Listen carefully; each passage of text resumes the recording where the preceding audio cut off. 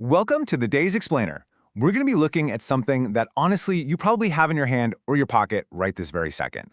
We're taking this completely mundane, everyday object, and we're looking at how it completely transforms into a critical public safety threat.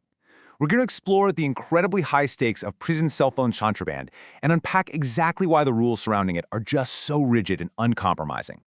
Okay, let's dive into this. Why is a smartphone a crime? It sounds kind of absurd on the surface, right? How does this ubiquitous tool of modern connectivity, literally the exact same device that we rely on constantly to navigate our daily professional and personal lives, how does that suddenly become a severe, felony-level offense the moment it crosses a secure threshold? Well, that is the jarring question at the very heart of today's explainer, and the answer is going to completely reframe how you view that little piece of technology.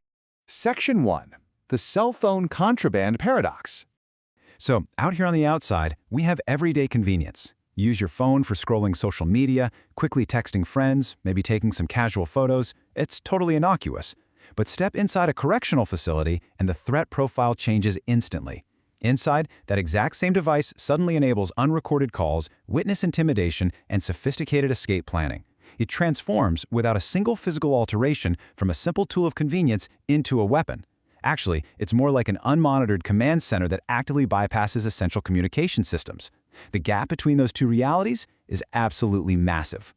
Moving on to Section 2, inside Connecticut's unified system. To really wrap our heads around how these policies work in the real world, Connecticut provides a perfect case study. Connecticut operates what's called a unified system. What this means in practice is that the state's Department of Correction oversees both jails, which hold pretrial detainees, and prisons, which house sentenced inmates. And this is an incredibly important distinction. We aren't just talking about some isolated maximum security prison issue here. Security rules, mail, visitation, and contraband enforcement all operate under one strict statewide umbrella to maintain safety everywhere, from local holding centers all the way up to long-term facilities. So the crucial point is how the law actually defines this violation. The state explicitly defines unauthorized conveyance as any unauthorized person conveying or possessing with intent to convey a wireless device to an inmate.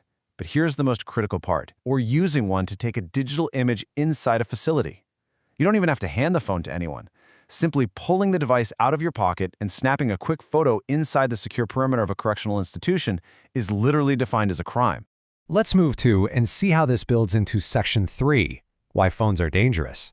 Because contraband phones completely bypass the monitored communication systems that these facilities heavily rely on, they create a terrifying blind spot for security personnel. The unrecorded communication risks are severe. Individuals can plan escapes or coordinate assaults with zero institutional oversight. They can reach out to intimidate witnesses or victims on the outside, which fundamentally undermines the entire judicial process. They can continue directing complex criminal enterprises right from inside custody. They can even share detailed photos of secure, restricted areas. Every single one of these points represents a direct, immediate threat to public safety that extends way beyond the prison walls. Section 4. The contraband security ecosystem. And this brilliantly illustrates the constant battle correctional facilities face. They have to constantly and vigilantly defend against multiple primary entry points: visitors, corrupt staff, contractors and deliveries, and cleverly hidden packages. The Department of Correction is essentially managing a porous border, constantly deploying resources to stop outsiders from smuggling these highly valuable devices through any of these complex, everyday operational channels. This creates a highly dangerous, predictable contraband pipeline. Step 1, a cell phone is successfully smuggled inside the facility. Step 2, a secure smuggling route is now proven viable to the inmate population and their outside networks. And Step 3 is where the situation escalates exponentially. Think about it. If a piece of plastic, glass, and a lithium-ion battery can successfully defeat the security perimeter, well then drugs, lethal weapons, and explosives can easily follow that exact same path. The phone is essentially the canary in the coal mine, signaling a totally compromised security perimeter. Because of that pipeline, this whole thing is treated as a felony-level threat. Connecticut statutes, specifically Sections 53A-174 through 53A-174B, have treated cellular telephones in correctional institutions as a severe criminal offense since 2005. The legislature recognized this vulnerability long before smartphones became the dominant technology we all know today. They've treated it as a highly serious public safety and correctional management issue for roughly 2 decades, backing their institutional policies with severe statutory weight. Section 5. Crucial rules for visitors. Now, the Department of Correction totally understands that maintaining family ties actively supports long-term rehabilitation. It's a vital component of the system.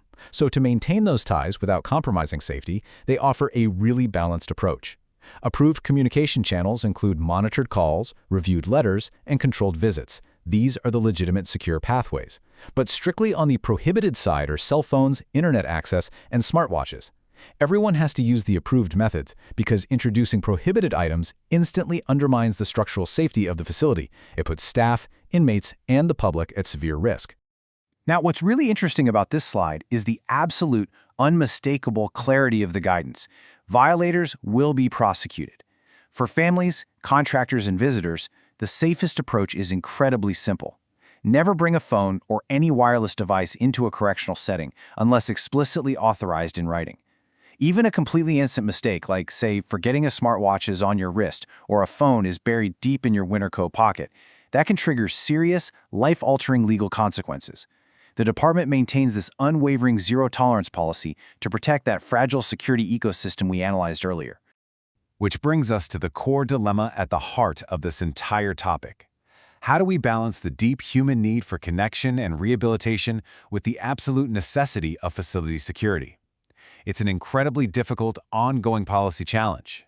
The state actively wants to preserve family contact to support rehabilitation, for sure, but they absolutely must prevent inmates and outside actors from using unauthorized devices to orchestrate crimes and undermine safety. I hope this explainer helped clarify exactly why these rules are so uncompromising and why a simple everyday smartphone carries such incredibly high stakes inside a correctional facility. Keep this complex balance in mind, and hey, thank you so much for learning with me today.